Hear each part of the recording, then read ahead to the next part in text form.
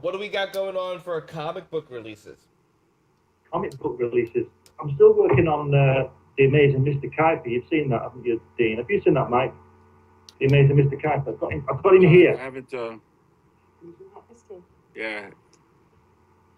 Ooh. That's really something. Oh wow! I like And I gotta tell you, I've seen Glenn's artwork, and I gotta tell you, when he draws like mechanical stuff and wires, and it's just beautiful stuff, man. Can you concept draw a cosplay for me in like your style? Because I totally hold that still. Let's see if we can get that. Yeah.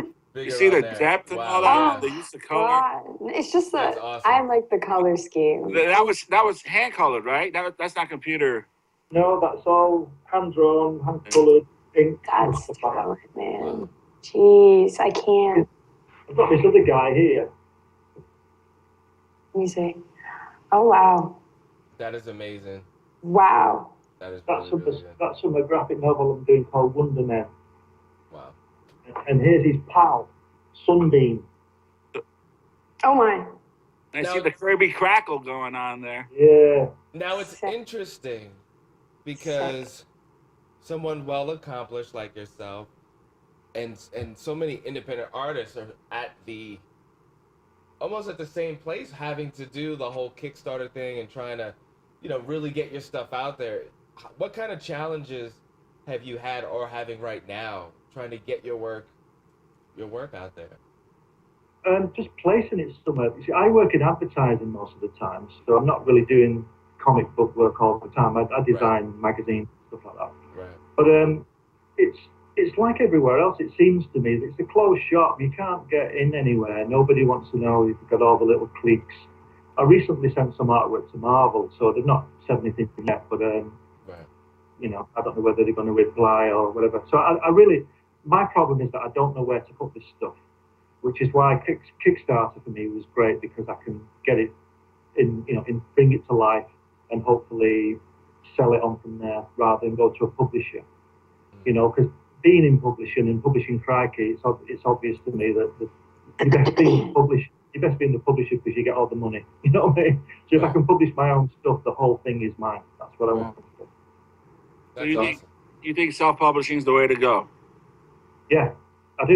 Yeah. If you want to keep hold of it, look at Kirby. If you want to keep a hold of it and not have anybody interfere, blah blah blah. You've got to do it. And I think today's market will support that. Yeah. Whereas when Jack was 50 years ago, it was his only outlet was to sell his work to a publisher. When he tried publishing, I don't think he did too well because of the Comics Code thing. Right. Comics collapsed, didn't they, basically? We're talking about Jack Kirby. Yes. Yeah. But for the people watching who didn't know who you meant by Jack, you heard about what happened with Marvel now, right? Yeah. Kystal, Michael, in case you haven't heard, and anyone else out there, Marvel is pulling a DC. They're rebooting their universe. Yes. Which means characters are going to get killed off and not come back for like 10 years, I guess, or so. Sexes are going to change. Colors are going to change. But didn't they do that already? No. See, all that I think was going back to the Kirby case. I think they were just trying to save some money. But once they settled, and once they settled that, and then I just want to say about it. I know. Because I know Stan Lee. They talked to Stan Lee about it. You heard what Stan Lee said? Go on. Glenn? Stan Lee was like, he was all for it. Oh yeah, he said that he didn't have a problem with it, didn't he? Yeah. He was all for it. What's the sense of repeating stories? And I'm thinking to myself, you created characters and I created characters, and it's hard enough to give it up to somebody, but then to act like, who cares? I'm wondering, did this guy really co-create anything either? He's just like, so what, whatever. Well, the thing is, you see, is that I'm against changing people's races. I've got nothing against anyone, but Nick Fury to me is a white man, and I just don't get it. And people say to me, it doesn't matter And I say, well, if it doesn't matter, why is it being changed? Because That's they're just my not being opinion. creative. It's just easier That's right. That's right. to switch the gears. I mean, We were talking about this before, Seven. Weren't we talking about this? About definitely. the Power Girl? Last week we were talking about Power Girl. How she went from this buxom blonde to a skinny black girl, and then with the African. This is not and black. Crystal did not like the hair. No. Well, I you know want- what? I mean, you guys, I think we Willow should think Smith about it before she shaved her head. Like, what is? out of the box. I And think it's just a gotta legal tell you, thing. a lot of fans, it's not just the creators, a lot of fans out there are not happy about it either. That's why you look on Facebook, especially with DC, with this constant rebooting.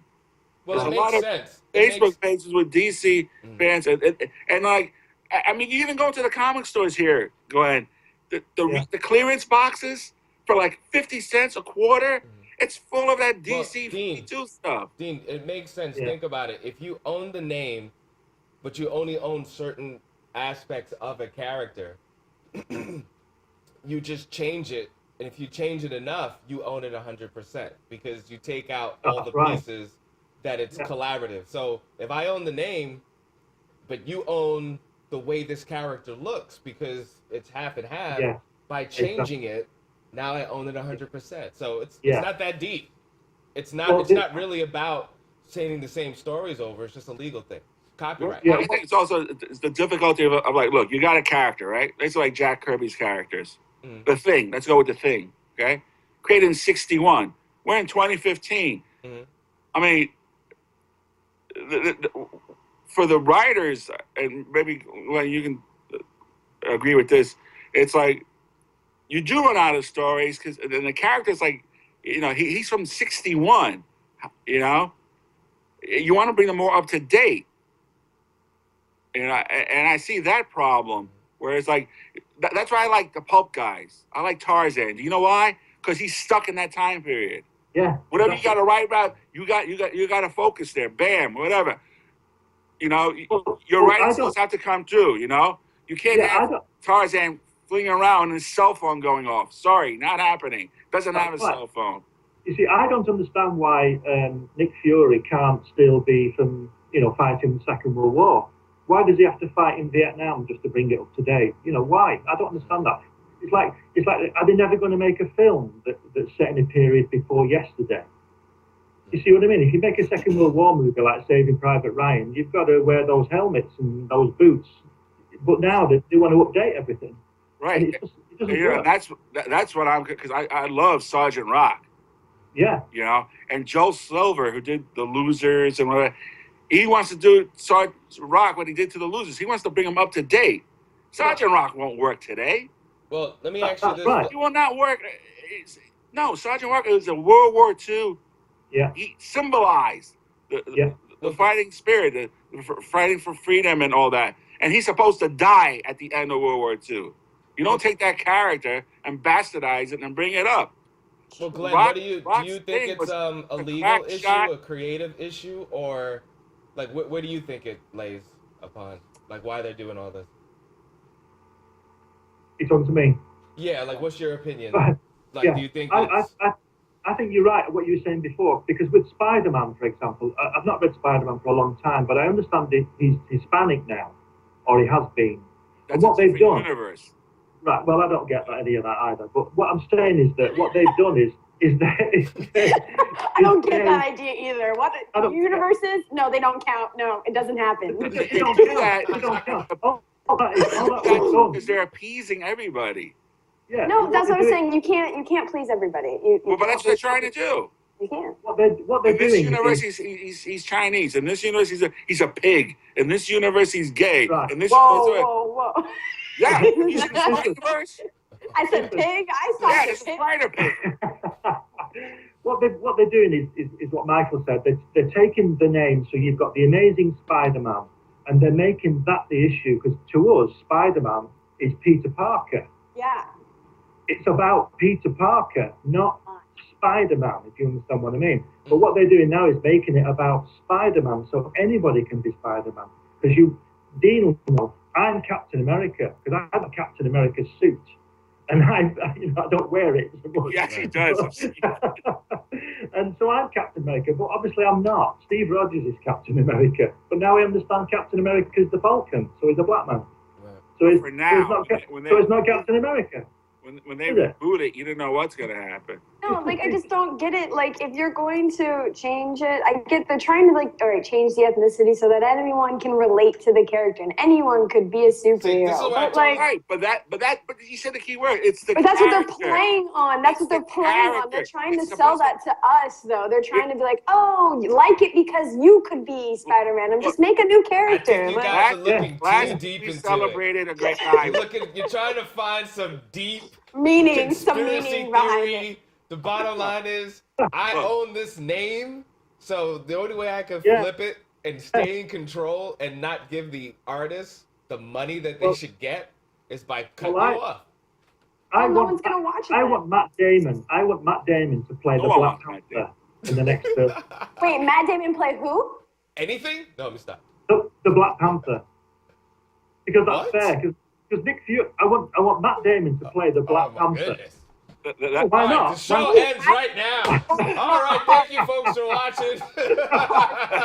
We're talking crazy. You know why he's saying that? Come on, we had this discussion before. I had to say, I have no problem. Look like who's Storm gonna be?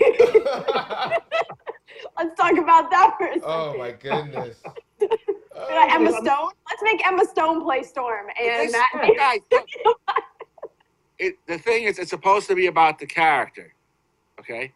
Yeah. It's not the first time. If you guys remember, Kystal, you're a little young, but Adam West had a TV show, Batman, 66. When Julie Newmar couldn't play the part of Catwoman, she was busy, they had Eartha Kitt play her. Yeah. Right there, black, right back there from the 60s. They changed the color of a character. Okay? What they did, they brought in a gorgeous woman. Didn't they? But when it's supposed to be about the character, I get the idea. But then it's when, like you said, and I said this too last season, if you're going to do that, then it should be okay for me to play Power Man. I always liked Luke Cage Power Man. But now it's not fair for, it's got to be a two-way street. It can't be a one-way street. I can see you in a Daredevil suit, Dean. It better be double extra large, brother.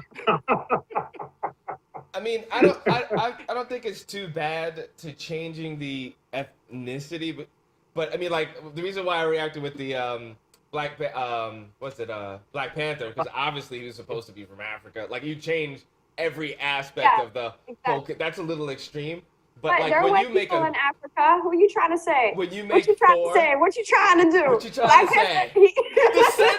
The censors. No, when you make Thor a woman, now it's like, come on, like exactly, yeah. You're going a little too far. But Thor is hot as a woman. Like, why are we? Why does it matter? If you're gonna make it a girl, don't make it this whole feminism. Oh, we're gonna put the boobs away. We're gonna cover up all the skin. Ain't nobody want to see that. They want to see it. I gotta put you on a Facebook page that I'm on. Oh yeah, they're complaining That's about the quote of the whole season. Nobody want to see that. Nobody want to see that. Oh man. No, I don't. No, that's like I hate it. The women are like, oh, you're subjectifying us. It's this and that and feminism this, and I'm like, I don't want to. A superhero is supposed to be the epitome of whatever you are, godlike, superhero, like perfect. I'm like, Superman not gonna be ugly.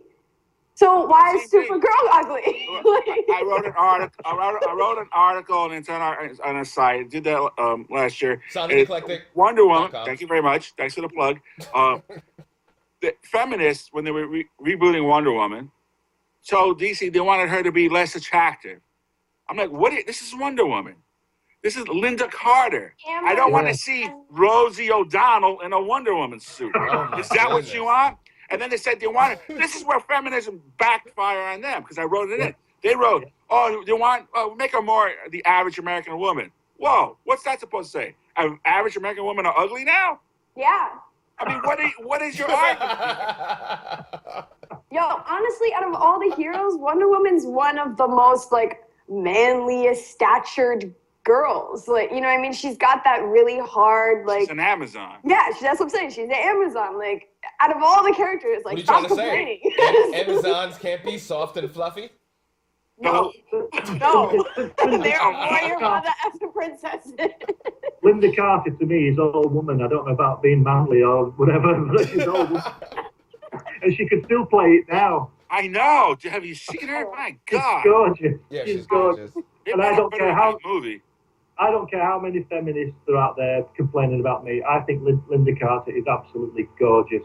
And I want to thank everyone for watching the most unpolitically correct show we've ever had. Oh, it's going to continue that way because we need a show like this. No, it's true. If you say politically correct, nothing gets answered. Nothing gets solved. So what we're going to do to solve all these problems, Kystal and myself are going to start hitting the streets. Yes. And we're gonna have like T-shirts, give them out, bring the boobs back. Yes. I want to be a part of it. I'm on the campaign. Let's do it. Yep. Right. Yep. I'm gonna, you know what? I'll cosplay as a hot new Black Power girl. Bump the pigtails, bump all of that. I'll just make it Power Girl but purple. Yeah, I was offended with the Afro puffs and the stuff like that. I mean, they tried a little too hard to be quote unquote ethnic. I just can't, like, not every ethnic girl has curly cotton balls. Like, okay, like I wore that when I was 12. Like a black Princess Leia. That's what she looks like. Yeah. I'm just saying. Like, I mean, how old is she supposed to be? Like, I do not see not one 17-year-old. She's probably like 16 or 17. Yeah, They really made her Power Girl. It's really that style. Cut that. I Yo, can't, you stop I can't, wearing I- those when you're like 9. Any ethnic person knows that hairstyle is done around that age. Okay. It's no longer cute. Nobody in my kids' schools are buying these new comics. They're not. They're just looking at their parents. I don't know what. If anybody from DC or Marvel is watching, stop. You guys are morons.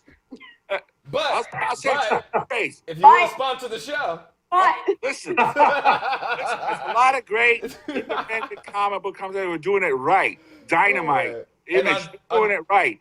These guys, I don't know what the hell they're doing.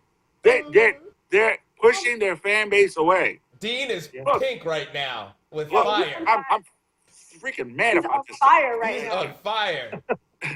All right. Thank you so much, Glenn, for coming through. You always start trouble on this show, Glenn. How do we get on this? We started with Hatch. I'm a fashion provocateur. That's my job. Claymation. Yeah, that's a great idea. Where did it go from this? I'll tell you what, Kystal. You Skype Helen and say to her, get it done. Claymation on hat. Get it done. Okay. And we're gonna have on our website. We're gonna have stuff about Glenn's Hatch and the Kickstarter. So everybody out there, can please help. It's a very funny strip. I've seen them. I even Glenn was kind enough to send me my daughter, actually all the way from England, a great copy of Crikey, and hopefully we can get Hatch and Crikey back too, Glenn. Hopefully, yeah, that would be good. Yeah, that would be great. It's a great fan magazine, and it's a shame you didn't do it here because it would have been maybe you can still do it here. Well, I'm working on that stuff to Disney. Just fire.